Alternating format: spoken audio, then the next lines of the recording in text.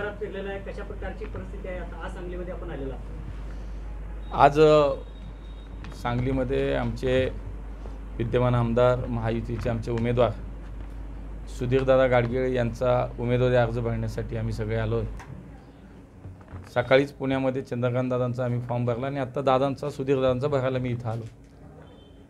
मला असं वाटतं की गेले 10 वर्ष एक आदर्श लोकप्रतिनिधी म्हणून दादाचं इथलं काम हे केवळ सांगलीच्या जनतेला नाही तर महाराष्ट्राला परिचित आहे। अगदी नागरिकांसाठीच्या मूलभूत सुविधांपासून एक चांगले राज्यस्तरावरच्या राज्य शासनाच्या माध्यमातून अनेक चांगली विकासाची कामं त्यांनी त्यांच्या मतदारसंघामध्ये गेल्या 10 वर्षामध्ये केली आणि अत्यंत स्वच्छ सरळ सुस्वभावी मितभाषी अशा पद्धतीचं एक व्यक्तिमत्व। निश्चित भारतीय जनता पार्टीचे कार्यकर्ते म्हणून आम्हाला सुद्धा अभिमान वाटतो की आमचे एक नेते असे आहेत की ज्याच्यामध्ये जनमानसामध्ये अत्यंत चांगली प्रतिमा आहे आणि शेवटी कुठल्याही पक्षासाठी एक ॲसेट असते आणि त्यामुळे त्याच भूमिकेतून आम्ही आदरणीय दादांकडे आम्ही सगळेजण पाहतो आणि त्यामुळे एकूण राज्यातलं चित्र जर आपण पाहिलं तर महायुती म्हणून मी निश्चितपणे आपल्याला सांगेन की या महाराष्ट्रातली जनता पुन्हा एकदा या सरकारला संधी देईल, पुन्हा एकदा महायुतीवरती विश्वास व्यक्त करेल। त्याची कारण आहे की गेले 10 वर्ष माननीय मोदीजींच्या नेतृत्वाखाली या राज्यामध्ये जवळपास 10 लाख कोटी रुपयांची कामं, इन्फ्रास्ट्रक्चर असेल, वेगवेगळे प्रकल्प असेल, अनेक सर्वसामान्य माणसासाठीच्या अत्यंत जीवनावश्यक अशा अनेक योजना असतील आणि दुसऱ्या बाजूला गेल्या 2.5 वर्षात या राज्य सरकारच्या माध्यमातून सुद्धा खूप विकासाचे मोठे मोठे प्रकल्प मार्गी लागले।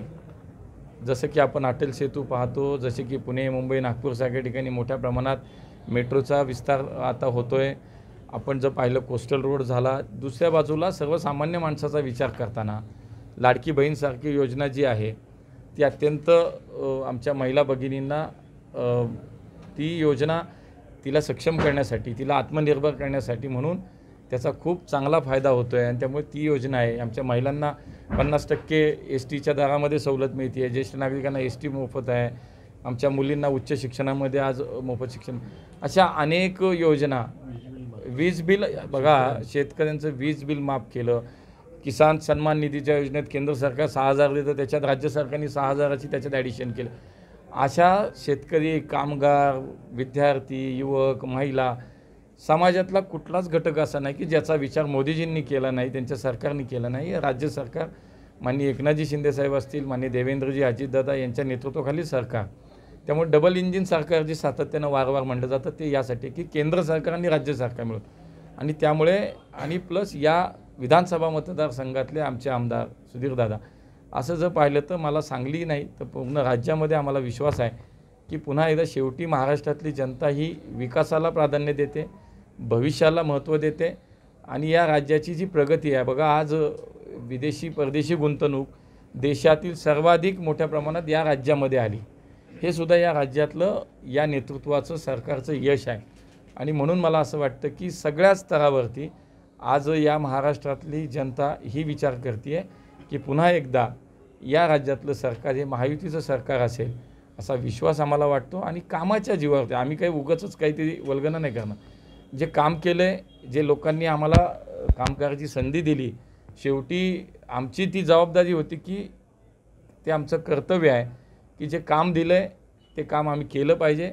जनतेच्या ज्या अपेक्षा होत्या त्या अपेक्षांची पूर्तता आमच्याकडनं झाली पाहिजे आणि मला याचा समाधान आणि आनंद वाटतो की आमचे लोकप्रतिनिधी, आमचं सरकार हे संपूर्णपणे शेवटी लोकहिताचा विचार करणारं सरकार आहे। जनहिताच्या भावना ज्या आहेत, आज तुम्ही जनभावना जर राज्यातली सगळीकडची लक्षात घेतली तर निश्चितपणे आम्हालाही विश्वास वाटतो की पुन्हा एकदा राज्यात महायुतीचं सरकार आहे। हा सामाजिक स्वरूपाचा प्रश्न आहे। आज महाराष्ट्रातली एकूण जर ही सगळी सामाजिक परिस्थिती पाहिली तर निश्चितपणे असं कधीच नव्हतं, हेही मान्य करावं लागेल। पण मला असं वाटतं की राज्य सरकार ह्या तिन्ही नेत्यांच्या नेतृत्वाखाली जे काम करते ते सक्षम आहे। या धनगर समाज असेल, OBCच्या इतर मागण्या असतील, आरक्षणाचे विषय असतील आणि शिवाय मराठा समाजाला आरक्षणाचा विषय, मला विश्वास आहे की हे तिन्ही नेते आमचे अत्यंत कार्यक्षम आहेत, सक्षम आहेत। यांच्या नेतृत्वाखाली निश्चितपणे लवकर याच्यावरती मार्ग निघेल. मला मराठा समाजाला आरक्षण देण्याची भूमिका ही अगदी पहिल्यापासून आहे. 8वा या राज्यात मराठा मुख्यमंत्रीसुद्धा होऊन गेले, 4-4, 5-5 वेळा एक माणूस मुख्यमंत्री होऊन गेले, एक व्यक्ती झाल्या. काँग्रेसची परंपरा आहे. आज ही काय मागणी आज नाही. अण्णासाहेब पाटीलसारख्या व्यक्ती शहीद झाले याच्यात. आज त्यांचा जीवन संपवावं लागले त्यांना मराठा समाजाच्या आरक्षणासाठी, पण तेव्हा कधी आरक्षण मिळालं नाही. पण 2014ला ज्यावेळेला देवेंद्रजी मुख्यमंत्री झाले, पहिलं मराठ्यांना आरक्षण देवेंद्रजींच्या सरकारने दिलं, देवेंद्रजींनी दिलं. ते उच्च न्यायालयात टिकवलंसुद्धा. ते सुप्रीम न्यायालयात गेलं तेव्हा ते लढाईसुद्धा चालू ठेवली. सरकार बदललं, आरक्षण गेलं. आता हा दोष कुणाचा? पण तरीसुद्धा माननीय मनोज जरांगे पाटील ज्या पद्धतीनं आंदोलन करतायत त्यांची मागणी योग्य आहे. त्यांच्या पद्धतीनं ते समाजाची व्यथा मांडतायत, प्रश्न मांडतायत. त्याच्यामध्ये ते चुकीचं असं कोणी म्हणत नाही आहे. फक्त आता राज्य सरकार त्या सगळ्या मागण्यांवरती निश्चितपणे अभ्यास करतं आहे, त्याच्यावरती काम चालू आहे. आणि मला विश्वास वाटतो की पुन्हा एकदा राज्यातल्या मराठा समाजाला आरक्षण हे महायुतीचं सरकार देऊ शकतं. आणि हा विश्वास मराठा समाजाला पण आहे, कारण ज्यांनी 50-50 वर्ष फसवलं, काही केलं नाही आणि आज मराठा समाजाच्या नावाखाली राजकारण करताय. माझा त्यांना प्रश्न आहे, सवाल आहे की तुम्ही इतके वर्ष या राज्याचं नेतृत्व केलं, मुख्यमंत्री झाले, देशाचे तुम्ही मंत्री झालात, सत्ता तुमची खालू आणि वरती सगळीकडे असताना तुम्ही काहीच करू शकला नाहीत. त्यामुळे तुम्ही राजकारण करू नका. मराठा समाजाला हे सगळं कळतं. आम्ही मराठा समाजाच्या आंदोलनाच्या निश्चितपणे अत्यंत गांभीर्यपूर्वक आणि संवेदनशीलपणानं याचा विचार आणि त्याच्यावरती चिंतन आमचं चालू आहे, त्याच्यावरती काम चालू आहे. म्हणून मी म्हणालो की माननीय मुख्यमंत्री एकनाथजी शिंदेसाहेब, माननीय उपमुख्यमंत्री देवेंद्रजी, माननीय उपमुख्यमंत्री अजितदादा, या तिन्ही नेत्यांमध्ये ती धमक आहे, ती ताकद आहे. आणि मला असं वाटतं की यांच्याच नेतृत्वाखाली मराठा समाजाला न्याय निश्चितपणे मिळेल. ओबीसी समाज आणि मराठा समाज या दोन्हींना निश्चितपणे कुणाचंही नुकसान न होता न्याय देण्याची भूमिका ही राज्य सरकार नक्की. जरांगे पाटील यांनी अनेक ठिकाणी उमेदवारी अर्ज भरायचे आदेश दिलेले आहेत, तर याचा परिणाम कितपत होईल माहितीला किंवा आपल्या उमेदवारांना? शेवटी हे जनता ठरवेल की याच्यामध्ये काय करायचं. आणि शेवटी ही स्वतंत्र भारतामध्ये हे शेवटी व्यक्ती स्वातंत्र्य, आपल्याला कोणीही काही निर्णय करू शकतो. त्यामुळे त्यांनी निर्णय घेतला आहे, त्यांना योग्य वाटतं, तर मला असं वाटत नाही त्यांनी ते करू शकतात ना, त्याच्यात गैर काय नाही. पण शेवटी निवडून कुणाला द्यायचं आहे आणि आपलं प्रतिनिधित्व कोणी केलं पाहिजे, राज्यात कोण सत्तेत आलं, हे जनता ठरवणार आहे. जनता निर्णय देईल.